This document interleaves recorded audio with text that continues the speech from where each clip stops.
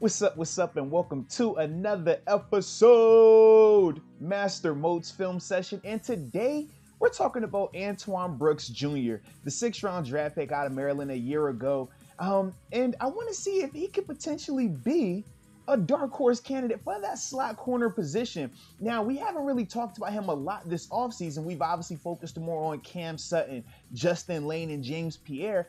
But Antoine Brooks is very intriguing because last year in this Bengals game, which I'm going to break down a couple of plays from, he showed a different element to his game. He showed that he could cover both man and zone. So without further ado, I'm going to break down a couple of plays just to show you what Antoine Brooks is fully capable of, ladies and gentlemen.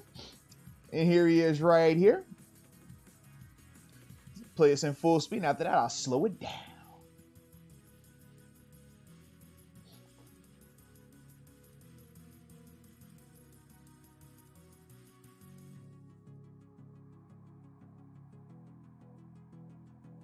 Alrighty. So first off, for Antoine, he's playing the slot corner role, right? Or you could call him the dime corner, just because Cam Sutton is out here as well. You can see this. They have a single linebacker package on the field. The Steelers I'm talking about here. So that's ultimately why he was able to come in. And this is pretty much the only game where he saw a substantial amount of time on defense. He played, I think, 28 snaps in this game right here. But what the Steelers are running, though, like I said, is a cover one, right? And this is out of their exotic, smaller personnel grouping.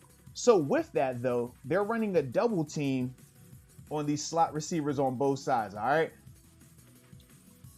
And the double is going to be with these two guys right here. Boom, boom, on him. So with that being the case, that means Antoine Brooks has to have outside leverage on this receiver because he has the inside hope of this safety right here, right?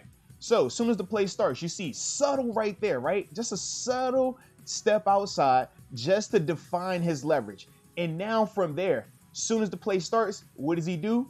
He doesn't open the gate to let this receiver get a free release down the field, but he's influencing his route. He's making him go to where his hope is, which is Edmonds on the interior part of this bracket coverage. And now from here, good job with his hands, right? He's not grabbing. You're allowed to touch these receivers. You can't grab them though. But I love the fact that he man turns with that. And what do I mean by man turn? Man turn is this, man. At the point of right here, when the receiver's about to break out, you turn into him, meaning your head and eyes stay directly attached to this guy, and you turn that way. That's a man turn. Now, the other turns that you could do is what we would sometimes call a zone off turn, right? Where instead of breaking and keeping your eyes and things like that on this receiver, you start to open up the other direction, having eyes and vision towards the quarterback and still trying to fill this receiver. But because this is man-to-man coverage, the man turn works perfect right here. And that's why I love the fact that he understood the difference of the two turns and ultimately which one to utilize right here. Because now it keeps him in position. So even though he can't see the quarterback right now, this is a very difficult throw. If Burrow was to make this throw, he's going to have to put air over top of it and get it to only this hand.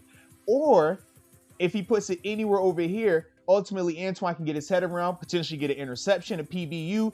Worst case scenario, you play through this receiver's hands and you're going to get a PBU or a tackle at the least. So as a whole, man, good job right here by Antoine. And you see at the end, head around. You always got to get your head around at this level, man. That's what keeps these referees from throwing the flag. Your head gets turned around, referee going to give you a break. You don't turn that head around, 9 times out of 10, they're throwing the flag. But ultimately, man, really good job right here. Understanding his leverage, understanding where he has hope at, which type of turn to use. Good job getting your head back across. Nice finish right here, man. Really good play, though, by him.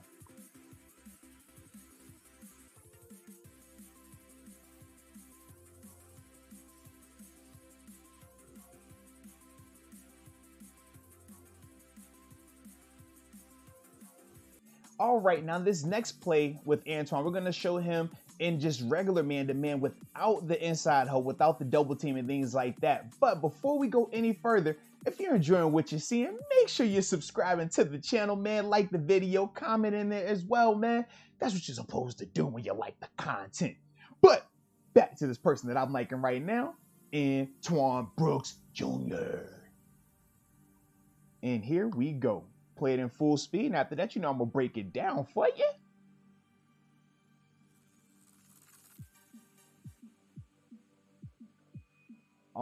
Alrighty. So with this right here, man, the Steelers once again are playing their cover one defense. Now in this game in particular, and for Antoine, it kind of sucked trying to break him down because they ran basically 2 coverages every time he was in there. It was either going to be, or excuse me, 3 coverages. It was going to be a regular man-to-man coverage, the man-to-man where they're doubling the slot receivers like we just saw in the previous clip, or this cover 3 where literally all Antoine would do is just buzz drop to here every single time. It was really redundant, but it worked in this particular matchup because obviously the Steelers got the dub. But going back to right here, man, this is just your regular man-to-man coverage. So for this, Antoine is going to be matched up against, I think this is T. Higgins right here. And he has a man-to-man, all right? Obviously, he has safety help inside. But, like I said, that's all the way inside and high. So, for him, he knows you're pretty much man-to-man by yourself over here, carrying this guy wherever he goes. But you want to have a slight outside leverage, which he does. You can see by his alignment right here, his inside foot on his, splitting his crotch right here. So now he already has that built-in leverage, which is key, right? We always said with Coach Tomlin, he talks about what? Never losing to your leverage side, but being competitive away from your leverage. Right now, he's in position to not get beat to his leverage side.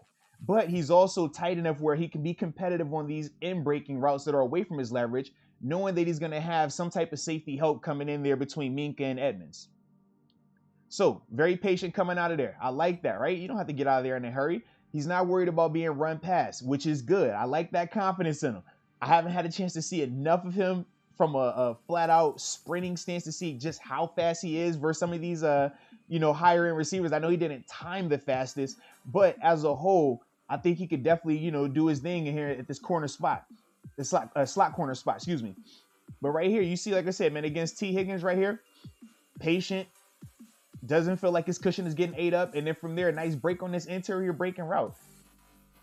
Like I said, man, with Antoine, it's more so going to be what he looks like in this preseason, what he looks like during these offseason workouts.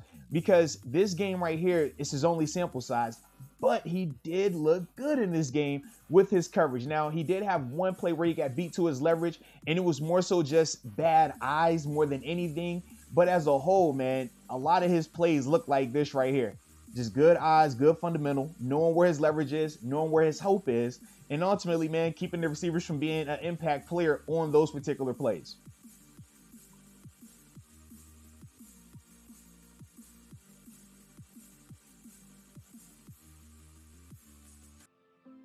All right, now this last play we're going to break down with Antoine shows a little bit of his coverage element, but more so the effort, the finish is what I really want to highlight on this play. So as we always do, it's Mr. Antoine right there.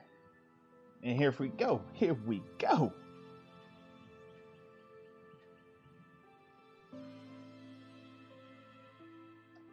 All righty. So as we saw right here, pre-snap, Joe and Antoine are talking, and that's the only reason why Antoine is lined up outside at number 1 versus being in the slot and why Joe is in here. It's more so for the matchup. This is number 89. I think he's one of their tight ends, whereas this is, I believe, T. Higgins right here. So obviously you want Joe to have that matchup, especially because all the plays that Antoine was playing, not all of them, but 95% of these plays are 3rd down and 7s, 3rd downs and 10s. So possession downs, high pass probability downs where certain receivers are going to be in the action. So that's the biggest reason why you see Joe lined up here and Antoine out here. But from there, it goes back to what I was saying in the previous clips, right? It's man-to-man, single high safety. So Antoine knows that, but he also knows that he has a very favorable matchup. He's not worried about 89 speed. So you can see how aggressive he plays this guy in terms of giving 0 ground and ultimately staying flat-footed on him because he wasn't worried about 89 running by him. But the thing that I like is this. Okay, he takes care of his work here, but now, okay, a missed tackle happens. This is football. At the NFL level, this happens. What are you going to do about it? Minimize the damage. Get him on the ground. And right here, Antoine shows just that, man. Because right here, right, once this missed tackle happens, I'm going to just pause it and I'm going to let you see what we're looking at right now. So, if Antoine has bad effort, right? If Antoine just says, hey, man, this is the guy that I'm guarding. I did my job. 89 isn't open. 89 didn't get a pass. I'm done for the play. Well, now you're going to have T. Higgins in a foot race with Edmonds Edmonds is about, what, 7 yards away. Inside leverage, that can get dicey. Obviously, I think this is Cam Sutton right here. His back is to the ball because of where his coverage was at. So if Antoine isn't coming in here full speed and making this tackle, we're all going to be holding ourselves like, on the edge of our seats here, man. But because he does what he's supposed to do, he handles his business like a professional. We get this play right here. Nice tackle, force him back inside. Oh, excuse me, Taminka. I thought that was Edmonds. Force him back inside to Taminka right there. But like I said, man, really good job by him from start to finish. I love the pre-snap communication with him and Joe. Get the right matchup. All right, boom. Check that off the list. All right, now that I'm out here, they're trying to get a little tempo. You see everybody else is lined up, right? All right, time to make it happen on the fly. He's not even set all the way, but he's good to go. Got his leverage. Check. All right. Now from there, patience. We're not worried about this guy running by. Got my patience. Got my pad level. Footwork's good. Technique. Eyes. Check. And now the last thing. We got to finish, baby. All right. Jody had to miss tackle. Cool. We all miss tackles, baby. All right. What you going to do about it, 2-5? Make the play. And I saw, you see right there, right? I don't know if y'all peeped this. It's subtle. He's hunting that ball. That's hunting the ball right there, baby. We like that. That's TJ Watt like. That's Bud Dupree like. All these guys that hunt the ball. It's contagious. You see it. And this is the thing, right? It didn't even happen on this play. He didn't force a fumble. But sometime next season, he's going to be out there. He's going to be tackling the guy from the behind like this, swinging at that ball, and ultimately it's going to happen. This is good habits right here, man. I love this right here by 251 tape. Really good work by him. Like I said, man, as a whole, this is a guy, man, he's showing something. He showed something in this game, man. Obviously, he didn't have a ton of opportunities, but when you think about the depth that we had in the secondary for the majority of the season, it made sense why. But with that potentially changing this year, now obviously we'll see how the draft works out. But right now, with that potentially changing, I like this a lot for Antoine, man. I think that he can definitely put his name in the hat and compete as long as he keeps having plays like these on tape. So, hope y'all enjoyed this video. I know I did. And until next time, baby, peace.